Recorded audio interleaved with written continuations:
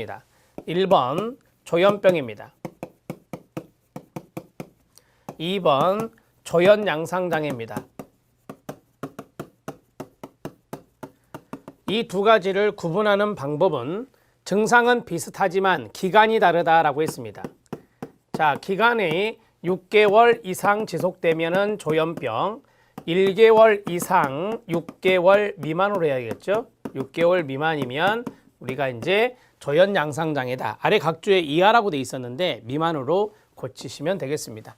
6개월을 포함해서 6개월 이상 들어가면 조현병, 1개월 이상 6개월 미만이면 조현양상장애 이렇게 정리하시고요. 그 다음에 증상은 비슷하다 이렇게 말씀드렸습니다.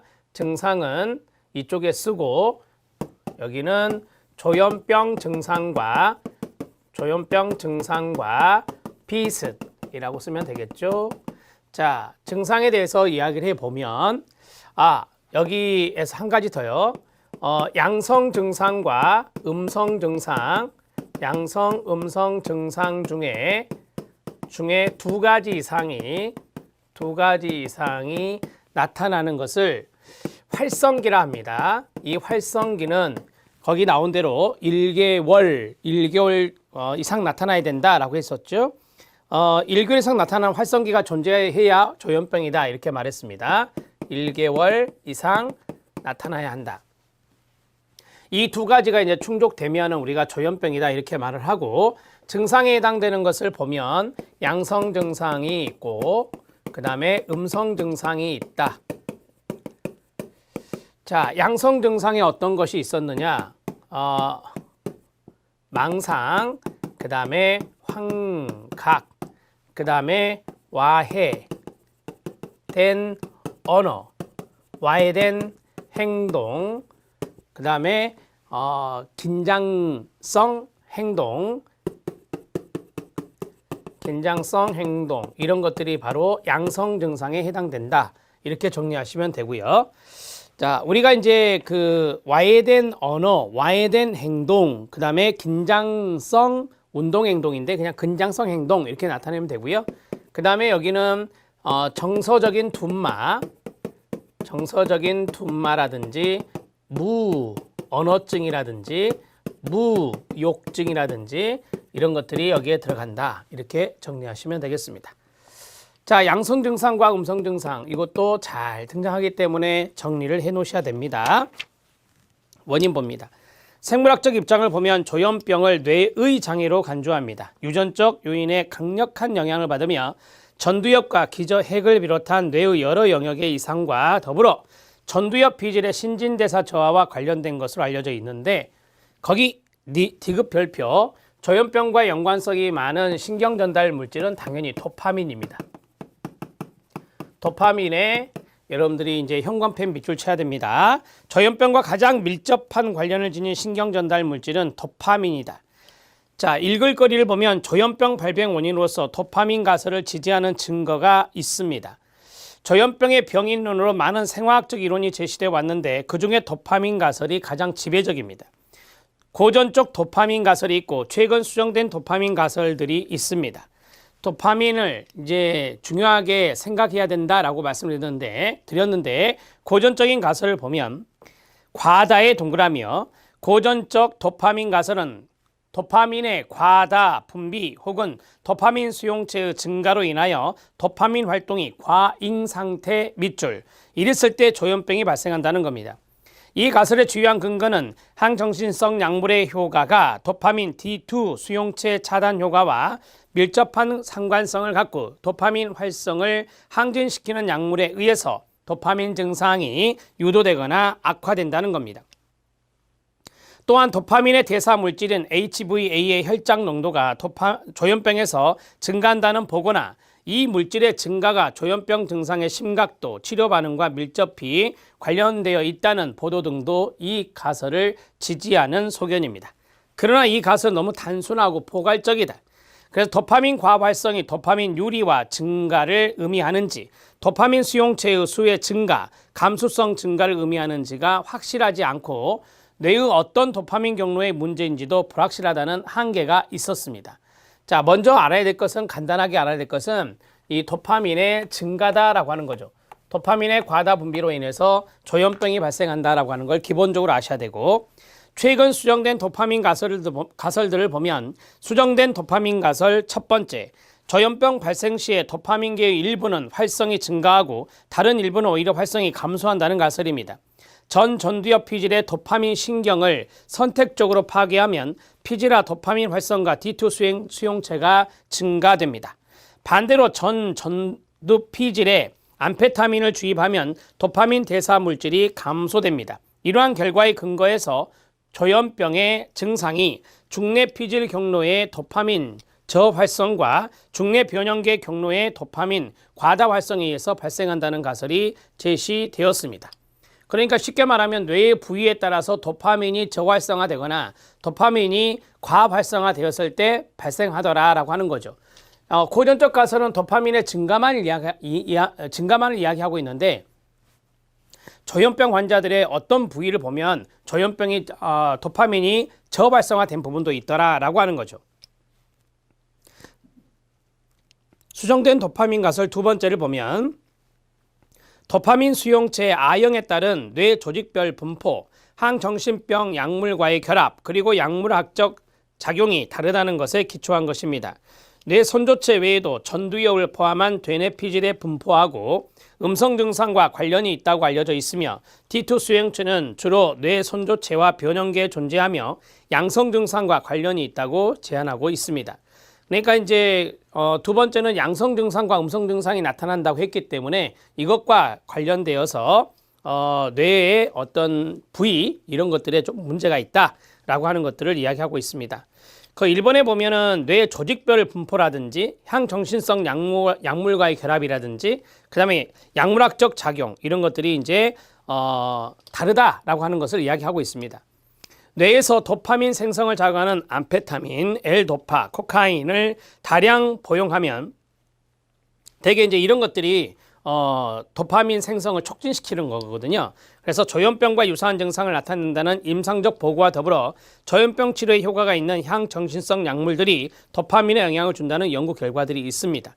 암페타민이나 L도파나 코카인이나 이런 것들이 바로 이제 도파민을 활성화시키는 하나의 물질들인데, 이 물질들이 바로 조현병과 유사한 양상을 보이는 어떤 증상을 보인다 하는 거예요. 이런 약물을 복용했을 때. 자, 참고적으로 알아놓으시는데 뭐 다른 거 없고요. 그냥 도파민 알아놓으시면 됩니다.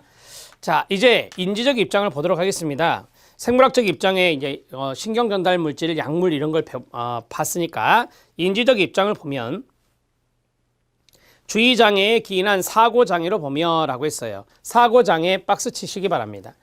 자, 주의 기능의 손상으로 인해서 부적절한 정보가 억제되지 못하고 의식에 밀려들어 정보의 홍수를 이루게 되었고, 심한 심리적인 혼란을 경험하고 와해된 언행을 나타낸다라고 하는 거예요. 여기에 와해된 언어 이런 것들이 있었죠. 이거는 이제 비논리적인 측면이 있었다라고 했어요. 지리멸렬한 측면이 있었다라고 했어요. 이런 것들이 바로 와해와 연관성이 있는데, 이런 것들이 바로 인지적인 측면과 관련성이 있는 것을 이야기하는 것입니다. 조현병 환자는 심리적 혼란을 감소시키기 위해서 지나치게 단순한 논리로 혼란스러운 현상을 설명하기 위해 망상을 발달시키거나 외부 자극에 대해서 무감각한 태도를 취하며, 무감각한 태도의 밑줄 이런 것들이 이제 음성 증상이 되겠죠. 사회적 관계를 회피하게 됩니다. 자, 정신분석적 입장을 보면 자아가 발달하기 이전에 초기 발달 과정에서 원인을 찾습니다. 초기 발달 과정의 과거 경험이라고 쓰면 되겠죠. 조현병은 강한 심리적 갈등으로 인해서 초기 단계의 미숙한 자아 상태로 퇴행한 것이라는 갈등 모델과 끊어요. 심리적 에너지가 내부로 철수되어서 외부 세계와 단절된 자폐적 상태에서 적응 기능에 손상된 것이라는 결손 모델 이렇게 제기되고 있습니다. 그러니까 첫 번째는 심리적 갈등으로 인한 갈등 모델, 그 다음에 두 번째로는 이 심리적 에너지가 내부로 철수가 되어서 이 단절된 자폐적 상태를 가져왔다. 이건 결손 모델 이렇게 제기되고 있는데 참고적으로 알아두셔도 됩니다. 이 밖에 자아경계의 손상, 거기에 현관펜 밑줄, 자아경계 손상, 피해 의식적인 대상 관계, 발달 초기의 자폐적 단계로의 퇴행 등이 조현병을 야기한다는 주장도 제기되고 있습니다. 자, 환경적 요인이 있습니다. 가족 관계, 거기에 밑줄. 가족 관계가 또 조현병에 영향을 끼친다라고 하는 거죠. 부모의 부적절한 양육 태도라든지 자녀에 대한 부모의 이중적인 의사소통 양식이라든지 이게 뭐예요? 네, 그렇습니다. 이중구속 메시지라고 하는 것이잖아요. 그 다음에 가족 간의 심한 갈등과 부정적 감정의 과도한 표출. 그 다음에 이걸 표현된 정서라고 하거든요. 밑에 있어요. 표현된 정서의 별표. 그 다음에 부모의 편향적 또는 갈등적 부부관계가 조현병 발병과 경과에 영향을 미친다는 주장이 있습니다. 자, 표현된 정서는 뭐냐? 조현병의 애후와 재발로 인한 환자 가족들에 대한 환자에 대한 비난.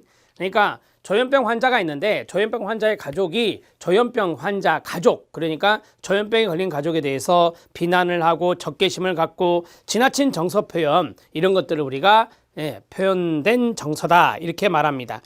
자, expressed emotion 해서 EE라고 합니다. 이것들이 관여하므로 가족 구성원들이 조현병 환자의 재활치료에 영향을 미치게 된다, 이렇게 정리하시면 되겠습니다. 자, 조현병 환자 가족, 조현병을 가지고 있는 가족이 있다. 근데 그 조현병에 걸린 가족원에 대해서 가족들이 비난을 한다, 적개심을 갖는다, 거기 나오면 정서적인 표현을 너무 과도하게 지나치게 정서 표현을 한다 라고 했을 때 이 조현병에 걸린 그 가족원은 더 재발이 되고 치료가 잘 안 된다, 애우가 좋지 않다, 이렇게 이야기하는 겁니다. 이걸 우리가 표현된 정서라고 해요. 표현된 정서가 출제 지문에 나왔기 때문에 잘 알아두셔야 됩니다. 별표 치시고요. 이건 환경적 요인입니다. 그 다음에 취약성 스트레스 모델이 있습니다. 자, 우리가 이제 취약적인 부분이 이제 그 유전적인 소인이라 하거든요. 그 다음에 스트레스는 환경적인 부분이에요. 그래서 이걸 어찌 보면은 유전적인 부분과 환경적인 부분의 상호작용, 통합적인 부분이다, 이렇게 보시면 돼요. 취약성 스트레스 모델은 유전적 요인 동그라미 1, 유전적 요인과 출생 전후의 신체적, 심리적 요인에 의해서 개인마다 다른 조현병의 취약성과 끊어요. 자, 취약성을 지닌 사람에게 스트레스 사건의 동그라미 2, 스트레스 사건이 발생하여 그 적응 부담이 일정한 수준을 넘게 되면 조현병이 발병한다고 통합적으로 설명하고 있습니다. 그러니까 유전적인 소인도 있고 유전적 소인에 취약한 사람이 환경적인 스트레스 사건을 만나게 되면 이 두 가지가 상승작용을 해서 조현병이 발병한다라고 하는 거죠. 취약성 스트레스 모델 들어갑니다. 밑에 심화학습 들어갑니다. 정신질환의 원인은 흔히 스트레스 취약성 모델로 설명됩니다. 이 이론은 주요 정신장애에 관한 취약성을 선천적의 동그라미, 선천적으로 타고나거나 후천적으로 획득한 사람에게 끊어요. 다양한 스트레스가 가해졌을 때 정신질환이 유발된다라고 하는 거죠. 취약성이란 주요 정신질환을 일으킬 수 있는 위험성을 말합니다. 증상의 발병 시기와 관계없이 개인이 지속적으로 지니고 있는 병리적 이상을 말합니다. 병리적 이상의 밑줄입니다. 이 모델은 질병에 대한 소인인 취약성과 끊어요. 그 다음에 환경적 스트레스 간의 상호작용에 초점을 두고 있습니다. 4번 별표. 스트레스와 취약성의 관계를 강물과 광뚝의 관계로 비유할 수 있는데 환자는 선천적으로 일반인에 비해서 강뚝이 높이가 낮기 때문에 심한 스트레스 받게 되면 강물이 금방 강뚝을 넘치게 되어서 발병, 재발한다, 이렇게 말할 수 있습니다. 자, 조현병의 원인 중에서 취약성 스트레스 모델을 잠깐 설명하겠습니다. 자, 취약성 스트레스 원인 또는 취약성 스트레스 모델이라는데 여기에 쓸 수 있는 것이 유전적인 소인이다. 그 다음에 두 번째 질병 소인이다. 이런 것들을 쓸 수가 있겠죠. 소자입니다. 질병 소인이다. 그 다음에 여기 스트레스가 있습니다. 스트레스는 환경적인 부분이다. 그 다음에 스트레스 사건이다 라고 하는 거죠. 자, 이것은 이제 취약성과 연관성이 있으니까 위험성과 연관성이 있겠죠. 위험성적인 부분이 있는데 그 사람이 이제 환경적인 부분에서 스트레스가 유발되는 어떤 측면이 있다면 이 두 가지가 좀 연결돼 있잖아요. 이 두 가지가 엔드로 묶일 때, 조현병이 발생한다라고 하는 겁니다. 조현병 발생, 이렇게 정리를 하시죠. 자, 원인에 대해서 취약성 스트레스 요인, 취약성 스트레스 모델이 출제되었기 때문에 간단하게 적어드렸습니다. 자, 이제 기출문제 확인학습에 보면 원인이 큰 박스가 있습니다. 거기에 별표 하나만 치시죠. 첫 번째가 생물학적 요인, 두 번째가 심리적 요인, 세 번째가 가족관계 및 사회환경적 요인, 네 번째가 취약성 스트레스 모델이 있습니다. 자, 생물학적 요인의 유전적 요인을 보죠. 양자, 연구, 양부모보다 친부모와의 공병률이 높습니다. 당연한 이야기. 유전적 요인과 강력한 유전적 요인에 강력한 영향력이 있다는 보고도 있고요. 뇌의 구조적 이상입니다. 정상인보다 뇌실의 크기가 큽니다. 뇌 피질의 양이 적은 것이 특징이고요. 뇌실의 확장은 주로 음성 증상을 나타내는 조현병 환자, 양극성 장애, 그 다음에 신경성 식욕부진증, 알코올 중독 환자에게서 나타납니다. 뇌실의 확장은요. 뇌의 기능적 이상입니다. 전두엽 피질의 신진대사 저하, 좌반구에서 과도한 활동이 나타납니다. 거기에 밑줄 쫙 그어주세요. 우반구가 있고 좌반구가 있는데 좌반구에서 과도한 활동이 나타납니다. 그 다음에 신경전달 물질은 도파민이 가장 중요합니다. 도파민 가설의 밑줄. 뇌에서 도파민 생성을 자극하는 암페타민, L도파, 코카인을 다량 복용하면 앞에서 말씀드렸죠. 조현병과 유사한 증상이 나타나게 됩니다. 세로토닌입니다. 세로토닌 도파민 가설인데 이 두 가지 신경전달 물질의 수준이 높으면 동그라미 조현병 증상이 나타난다라고 하는 것입니다. 도파민 가설이 있고 세로토닌 도파민 가설이 있다. 세로토닌 도파민 가설 두 가지 전달 물질이 높으면 바로 조현병이 나타난다. 생물학적 환경입니다. 출생 전후의 생물학적 환경, 바이러스 이런 것들이 있는데요. 출생 전후의 생물학적 환경을 보면 태내 조건, 출생 시의 문제, 출생 직후의 문제는 유전적 취약성을 발현시키는 작용을 할 수 있습니다. 자, 바이러스는 늦겨울에서 봄에 태어나는 경우 자궁에 있을 때가 여름이어서 바이러스에 더 많이 노출될 수 있습니다. 자, 그 다음에 가족력이 있는 조현병 환자는 주의장애를 보였습니다. 이런 것들이 바로 생물학적 환경과 연관성이 있습니다. 여기서 좀 의미 있는 것은 4번이죠. 신경전달 물질 꼭 알아두세요. 별표 쳐주시고요. 심리적 요인 들어갑니다. 인지적 입장은 앞에서 주의장애 이런 것이 있었죠. 사고장애. 자, 주의장애에 초점을 둔다. 조현병이 사고장애이며 사고장애는 주의 기능의 손상에 이 주의는 어텐션을 말합니다. 주의 기능의 손상에 기인한다고 주장합니다. 주의 기능이 손상되면 부적절한 정보를 억제하지 못하고 정보의 홍수를 이루어서 혼란을 경험할 수 있습니다. 망상형 또는 급성 조현병 환자는 주의의 폭이 확대되어서 외부 자극에 지나치게 예민한 반응을 나타내는 반면 비망상형 또는 만성 조현병 환자는 반대로 주의 폭이 협소해집니다. 외부 자극을 잘 포착하지 못하며 대부분의 인지적 과제에서 현저한 수행 저하를 보입니다. 그 다음에 작업기억, 다른 말로 단기기억이라는데 이 기억의 손상이라든지 전두엽 피질의 기능 이상 이런 것들과 관련성 있는 게 주의장애입니다.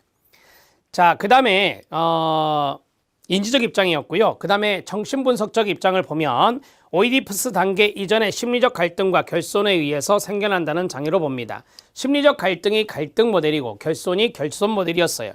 자아 경계의 붕괴, 2번 별표. 자, 외부적 자아 경계 손상이 외부 현실과 심리적 현실을 구분하지 못하는 환각, 망상의 증상으로 나타나고 내부적 경계, 자아 경계 약화가 초기에 미숙한 자아 상태 출현의 원인이 된다고 주장합니다. 그래서 자아 경계의 붕괴 이런 것들이 바로 조현병과 연관성이 있다. 대상관계 이론의 입장을 보면 생후 1년 이내에 두 가지 인간관계 패턴을 형성하게 됩니다. 피해 의식적 입장과 우울적 입장입니다. 자신의 공격적 상상을 엄마에게 투사하여 엄마로부터 박해받을지 못한다는 박해받을지도 모른다는 어떤 인식을 갖게 되는데 그게 바로 피해 의식적 입장이 됩니다. 자, 그 다음에 우울적 입장은 엄마를 공격하는 박해자로서 의 죄책감을 지닌다라고 하는 거예요. 그게 이제 죄책감이 우울적 입장과 연관성이 있겠습니다. 조현병의 잠재 가능성을 지닌 아동은 엄마에 대해서 공격적 충동을 지니며 이를 엄마에게 투사하여 피해의식적 불안을 갖게 됨으로써 외부 세계로부터의 철수, 분리, 투사적 동일시 등의 방어기제를 사용하며 피해의식적 입장에 고착되게 되는 겁니다. 자, 거기에 보면 엄마에 대해서 공격적인 충동을 갖게 되고 이를 엄마에게 투사를 합니다. 그래서 엄마로부터 내가 박해, 공격을 받을지 모른다라고 하는 것이 투사적 동일시라고 하는 거예요. 그 다음에 가족관계 및 사회환경적 요인입니다. 어머니의 부적절한 양육 태도, 차갑고 지배적이며 자녀에게 갈등을 조장하는 경향이 있습니다. 저염병 유발적 어머니는 자녀의 감정에 무감각하거나 거부적이거나 친밀감에 대한 두려움이나 자녀에게 과잉보호, 과도한 자기희생 이런 것들을 보인다고 합니다. 이중구속 이론 아시죠? 더블 바인드라고 하는 거, 서로 이제 상반된 메시지를 보내게 되는 거죠. 자, 저염병 환자의 부모는 이중적 의미의 의사소통을 하는 경향이 있습니다. 부모 가운데 한 사람이 동일한 사안에 대해서 서로 다른 시기에 상반된 의사를 전달하거나 동일한 사안에 대해서 부모가 서로 상반된 지시나 설명을 하는 경우가 여기에 들어갑니다. 이중구속 메시지라고도 하는데요. 이거는 나중에 가족 상담에서 배우시게 됩니다. 환자 가족의 의사소통의 문제입니다. 불분명한 소통 방식과 비논리적 소통 방식을 보이는데요. 정상적이고 합리적인 사고나 의사소통을 방해함으로써 발병이나 경과에 영향을 미칠 수 있습니다. 4번 별표, 표현된 정서입니다. 말씀드렸죠. 저염병 환자의 가족은 비판적이고 분노, 감정을 과도하게 표현할 뿐만 아니라 환자에 대해서 과도한 간섭을 하게 됩니다. 이게 바로 표현된 정서가 됩니다. 그 다음에 부모의 부부관계입니다. 편향적 부부관계가 있고 분열적 부부관계가 있는데 편향적 부부관계는 수동적인 배우자가 정신적으로 건강하지 못한 배우자에게 가족에 대한 통제권을 양보한 채 자녀에게 집착하는 겁니다. 그 다음에 분열적 부부관계는 부부가 만성적인 갈등에서 서로의 요구를 무시합니다. 자녀를 자기 편으로 만들기 위해서 치열하게 경쟁한다. 그래서 분열이라고 말을 썼습니다. 자, 사회문화적 환경입니다. 사회적 유발설과 사회적 선택설 묶어서 별표. 자, 사회적 유발설은 낮은 사회계층에 속한 사람은 타인으로부터 부당한 대우, 낮은 교육 수준, 낮은 취업 기회, 취업 조건 등으로 많은 스트레스와 좌절 경험을 하게 되는데 그 결과 저염병으로 발전할 수 있어요. 이거는 사회적인 요인이 저염병을 유발했어요. 그래서 사회적 유발설이라고 말합니다. 그 다음에 사회적 선택설입니다. 저염병 환자들이 부적응적 증상으로 인해서 사회 하류 계층으로 옮겨가게 되는 거예요. 이거는 이제 그 사람들이 저염병 환자들이 부적응적 증상으로 인해서 하위 계층을 선택하게 되는 거죠. 이게 바로 사회적 선택설이다. 이렇게 정리할 수 있습니다. 자, 취약성 스트레스 모델이 있습니다. 장애에 대한 취약성이 지속되는 가운데 지속되는 장애로서 말씀드렸죠. 취약성을 지닌 사람에게 스트레스 사건이 발생하여 그 적응 부담이 일정한 수준을 넘게 되면 저염병이 발생한다. 이렇게 말씀드렸습니다. 자, 우리가 이제 여러 가지 이야기를 좀 했는데 이 원인에 대해서 몇 가지는 정리를 좀 할 필요가 있습니다. 거기 밑줄 친 부분들이 주로 이제 출제가 된 파트이기 때문에 그 내용들만 잠깐 보도록 하겠습니다. 자, 원인적인 측면이 여러 가지가 나왔었는데요. 신경 전달 물질이 있습니다. 1번.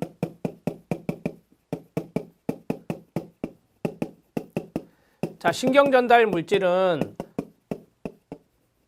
세로토닌의 증가, 그 다음에 도파민의 증가, 이 정도만 아시죠? 자, 그 다음에 두 번째는 인지적 입장이 있었습니다. 인지적 입장은 주의장애, attention, 주의나 사고장애로 보는 거예요. 주의나 사고장애, 이런 것들이 바로 인지적 입장에서 나타나는 것이다 라고 하는 거죠. 자, 주의 기능이 이제 장애가 있었다라고 하는 것이 이제 정보의 홍수가 나타나고 이로 인해서 혼란을 경험하게 되는데 이게 바로 저염병이다. 이렇게 정리하는 거죠.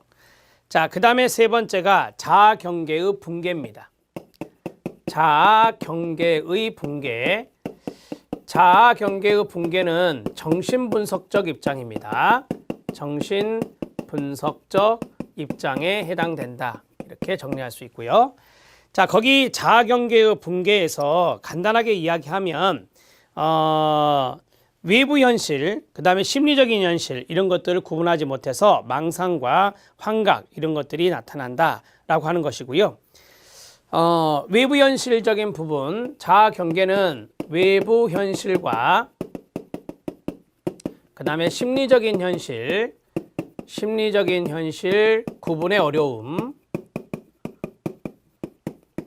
이렇게 간단하게 적어 놓으시면 돼요. 자, 그 다음에 네 번째.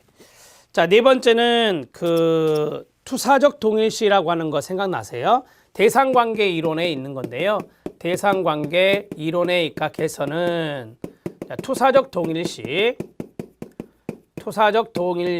등으로 인한 피해 의식적 입장입니다. 피해 의식적 입장. 그런 것들이 바로 대상관계 이론에서 찾아볼 수 있는 것이다. 자, 그 다음에 이중구속 이론이 있었습니다. 이중구속 이론. 이중구속 이론은 이중구속 메시지라고 하는 것인데, 이거는 상반된 메시지를 받는 가족의 어떤 영향이에요. 그래서 가족관계 사회환경적 요인에서 이 부모의 자녀에 대한 이중구속 메시지가 바로 원인이 된다라고 하는 것이죠. 그게 바로 이중구속 이론이다 라고 보시면 되겠습니다. 표현된 정서가 있었습니다. 자, 표현된 정서는 가족이 환자에게 지나치게 부적절한 정서 표현을 하는 겁니다. 지나친 부적절한 정서 표현, 이런 것들이 바로 조현병의 재발률을 높인다, 이렇게 정리하실 수 있겠습니다.